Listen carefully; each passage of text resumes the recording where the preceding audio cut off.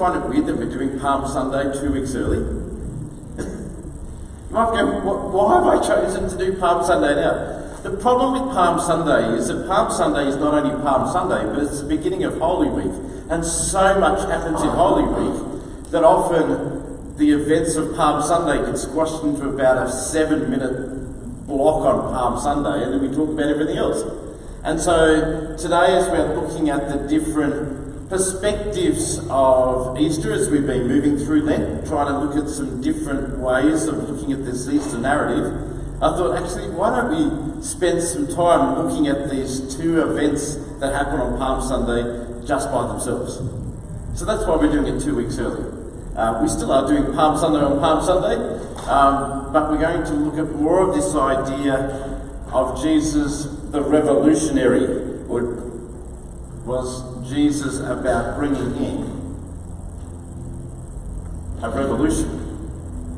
I've got a trivia question for you to begin with. Do you actually know what Jesus was arrested and tried for? Do you know the charge that Jesus was brought against Jesus? I asked somebody this at our coffee and chat yesterday, and they said, oh, but Jesus wasn't ultimately convicted of it. I said, no, that's okay. But what was he charged? What was the charge they brought against him? Does anybody know? I can't hear this morning, so you have to yell at it even later. Yeah, there's a trick question because there's two answers. Blasphemy is one of them.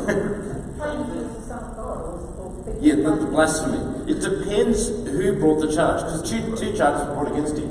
The Sanhedrin, which was the Jewish ruling body, they brought the blasphemy charge against him. So you can look up those passages. Basically, they were questioning Jesus, are you the Messiah? And Jesus goes, well, yes, I am. Well, he was caught between a rock and a hard place. What did he say? He couldn't lie, but in saying the truth, they accused him of lying. So yes, the Sanhedrin convicted him on blasphemy. But they don't have the ability to kill somebody because they were under Roman rule. And so the Romans only had the people who had the death penalty, but the Romans didn't have a charge of blasphemy. So they had to have another charge when they took him to the Romans. And the charge that they brought against him when they brought him before Herod and Pilate was inciting a rebellion. Inciting a rebellion was the charge. Upon trying his case, Pilate admits that actually there's no evidence that he's citing a rebellion. Actually, Jesus himself said when he was arrested, he said, why do you come to me with swords and spears? You know, do you think that I'm leading a rebellion? Which is actually the thing that they charged against him. But Pilate himself says, no, I can't find any evidence that he is leading a rebellion. And so Jesus was ultimately convicted, not because the evidence was there, but because of expediency. The Jews were pressuring Pilate, and he was more interested in keeping the peace than doing what was right. And so that's how Jesus was led to the cross. But it leads to this interesting idea. If they accused him of being a rebel, and Pilate goes, I find no evidence of him being a rebel, then what was Jesus? I want to suggest this morning that rather a rebel, that Jesus was a revolutionary. That Jesus came about to bring a revolution. Why do I say that? Well, I looked up the dictionary of what a revolution means.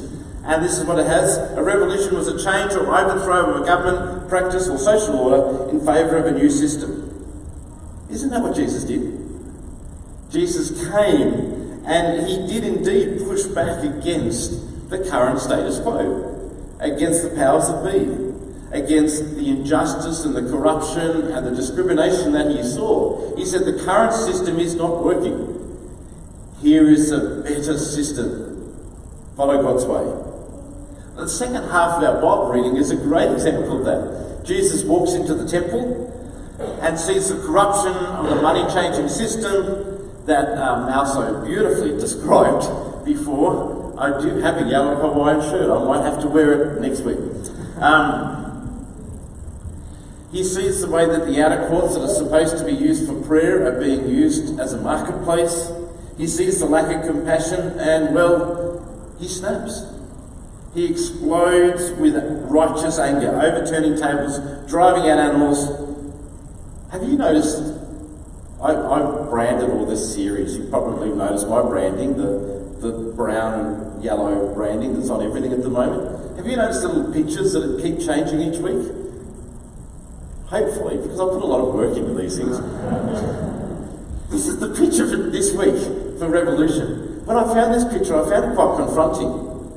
Because Jesus is not the meek and mild Jesus, the loving, compassionate Jesus in this picture, is he? He's angry and almost aggressive in his anger. But in a sense, this is what the Bible's talking about.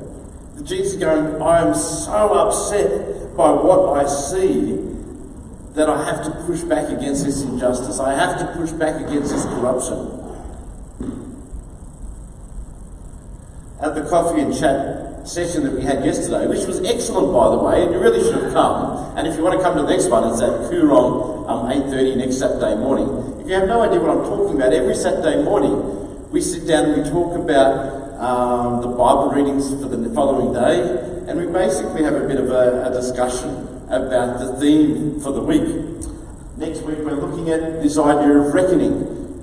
Are our actions called to account? Really interesting. Next Saturday morning, 8:30, we eat, have coffee, and great discussion. But at the one yesterday, I asked this question. I said, this is probably not the first time, well, it definitely is not the first time that Jesus walked into the temple. He'd probably been there 100 times before this time. Why did he snap this time?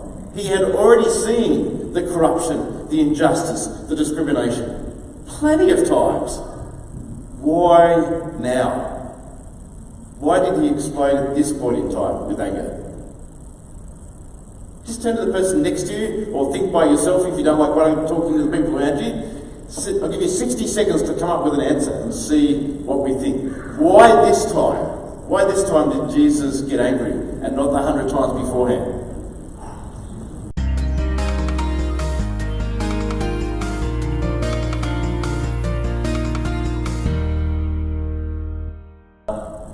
Yet we had the week before the cross, he's trying to tick off his to-do list. You know, he had him there, clean up the temple, got to get that done. He was going to die anyway, so he might as well cheese off a few more people. Didn't really matter.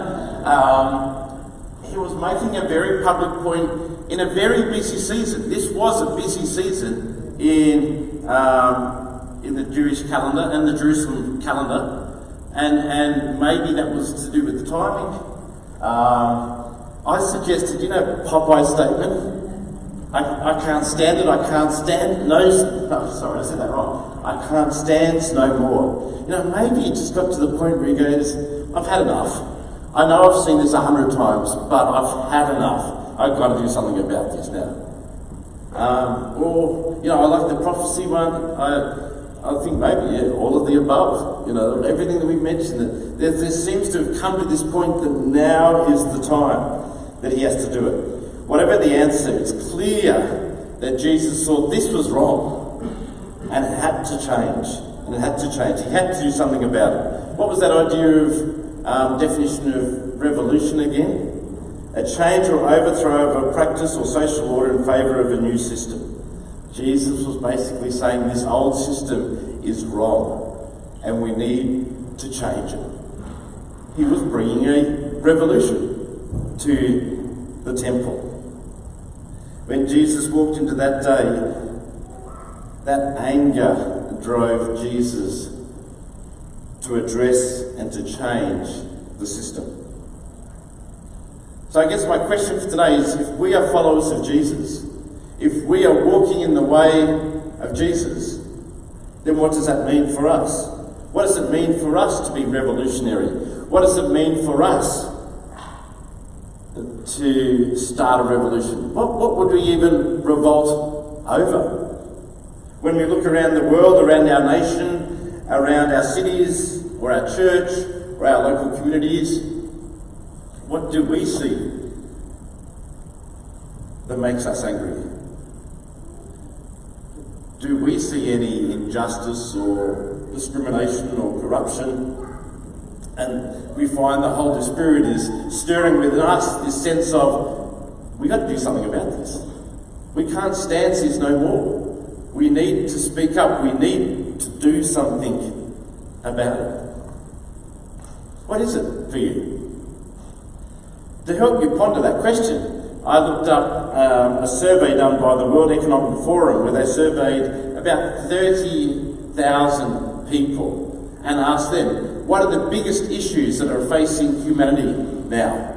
What are the biggest issues that need to be addressed facing humanity now? And these are the top 10 that they came up with. Climate change, the destruction of nature, large-scale conflict, inequality, whether that's income or discrimination or other forms of inequality, poverty, the rich getting richer, which I think links back into inequality, religious conflicts, which probably links back into number 2, government accountability, transparency and corruption, food and water security, lack of education, safety, security and well-being, and the lack of economic opportunities and employment. That's their list, but what is it for you? What gets you angry? What can you see that you go, this is not right? I know when I read through that list, there was a couple that jumped out for me. I was sharing yesterday. Number 6 is really getting up my nose at the moment. I keep looking around and seeing the way that governments around the world are treating people. I go, this is not right. So how do we as followers of Jesus find our voices on these issues? How do we make a considered faith response and share that response or wisdom with other people in a way where they're going to hear and listen? It's not easy though, is it? This is not easy, what I'm suggesting. Partly because the issues are so big and complex that when we look at something like that, we go, our voice is not going to make any difference anyway. So why bother? It's not going to make any difference. It's also hard because partly the world isn't interested in our voice anymore. Maybe 50 years ago, the church had weight when it came to speaking out on issues. Nowadays, society's going, well, who cares what the church thinks? Who cares if there's a Christian perspective on this? We're not interested in your insights anymore. So it is hard. It is really hard. But as followers of Jesus, I think we need to join the revolution, so to speak.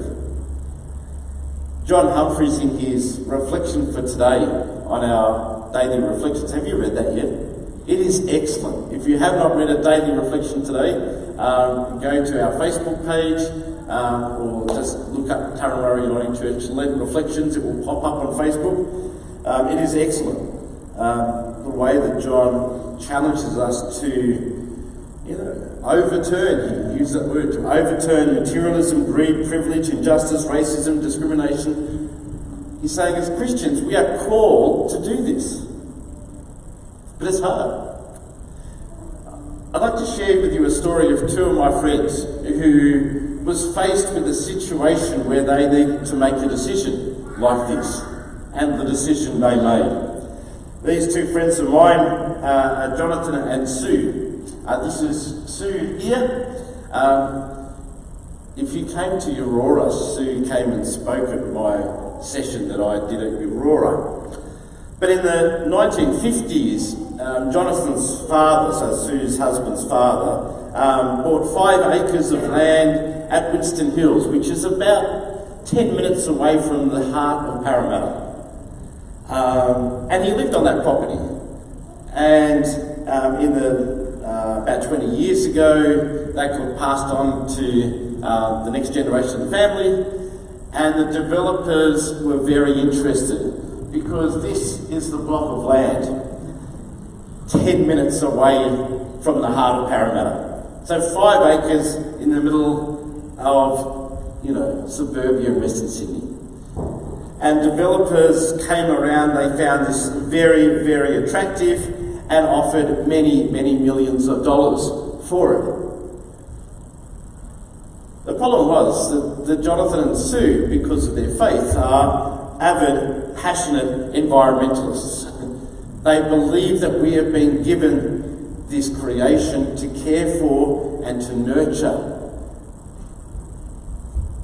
And something happened that made them very, very angry.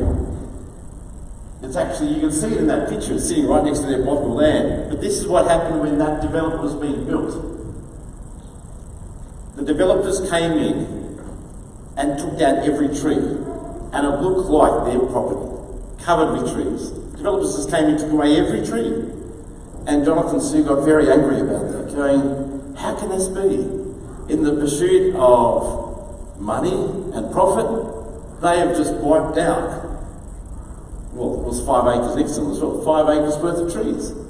They go, there must be a better way.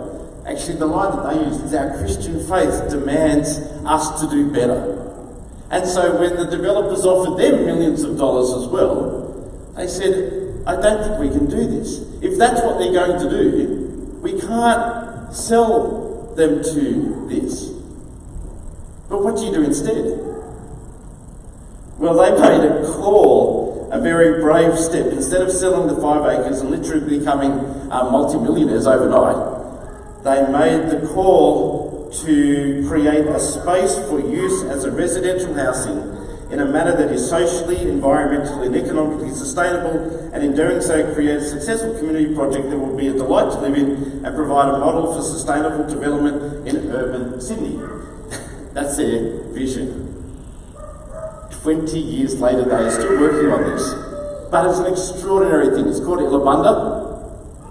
It's still in Winston Hills. And here's some of the stuff that they've done. Every house that gets built on this site has to be to a very high standard of environmental and, all those sort of standards that you needed to do there. They have community gardens. They have a way to treat water on site. They've got all this stuff that they're going, if we're going to develop property sustainably, we have to think about all these things. I would have loved for them to come and speak to us today. Actually, I'll still try and make that happen, for them to come and share one Sunday, because their story is incredible and their passion is amazing.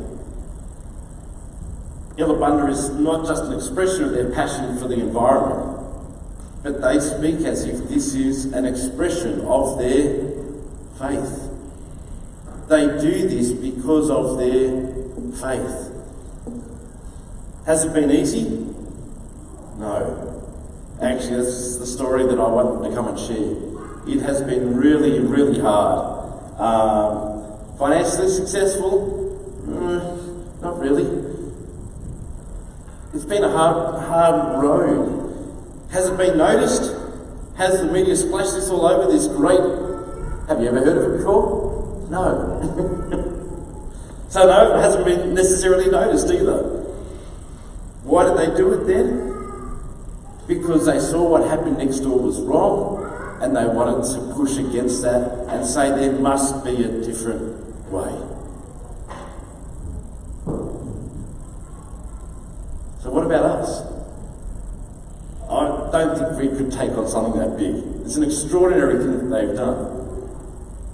But they just saw something that they thought was wrong and said there must be a better way. Our faith demands a better way. What are the things that we see and we go, that's wrong, and our faith demands that we address this? I once read a phrase called holy discontent to describe the experience when we see something, hear something, experience something that stirs within us something so much that we get so uncomfortable and edgy that we have to do something about it. Do you know what I'm talking about? When you see something, it just keeps coming back. For example, we might see a documentary about poverty and we are so moved that something stirs within us. And then from that point forward, we keep noticing things that we didn't notice before. We keep seeing examples of waste or frivolous spending.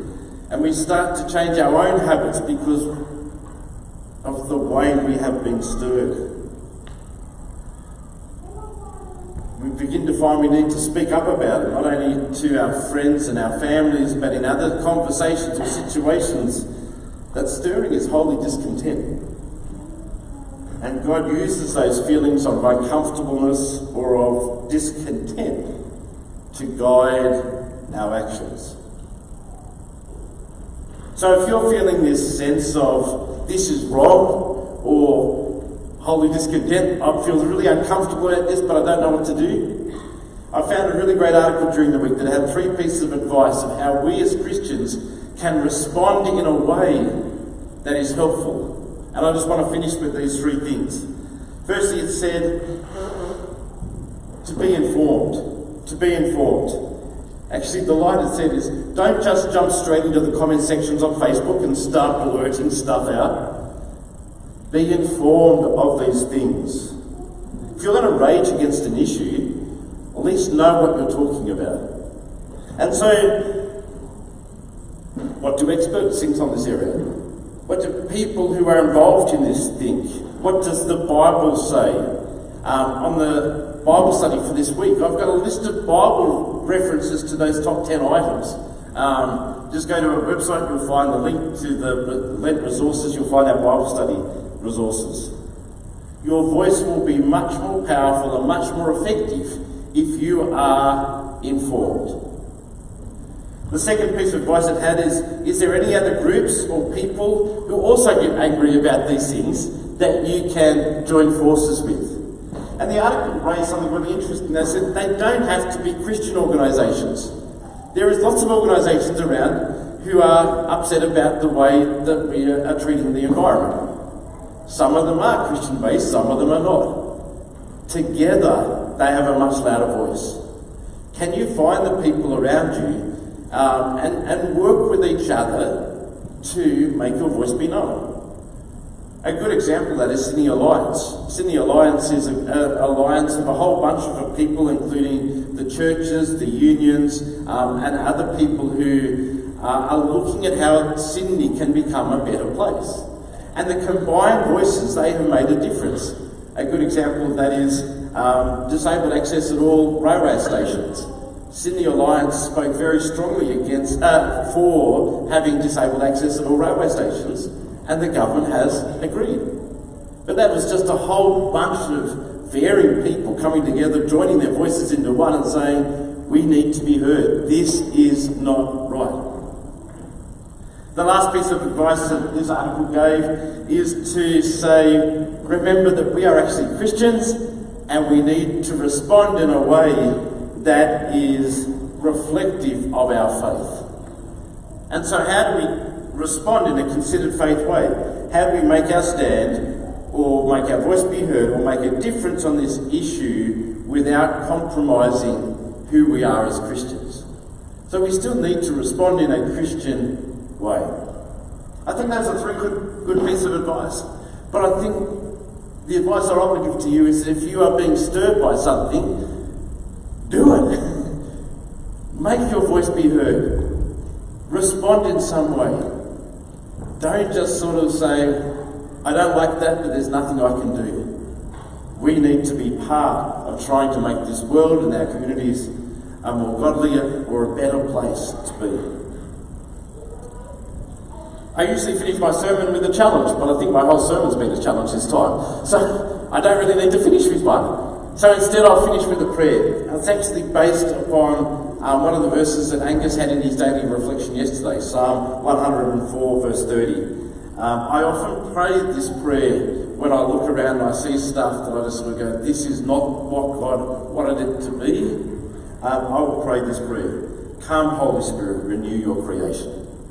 We have to rely on the power of God and the power of the Holy Spirit as we move forward to bring that revolution, to bring that Jesus revolution to this world.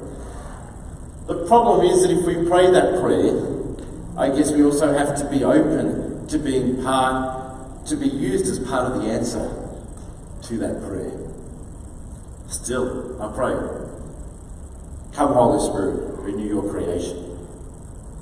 Amen.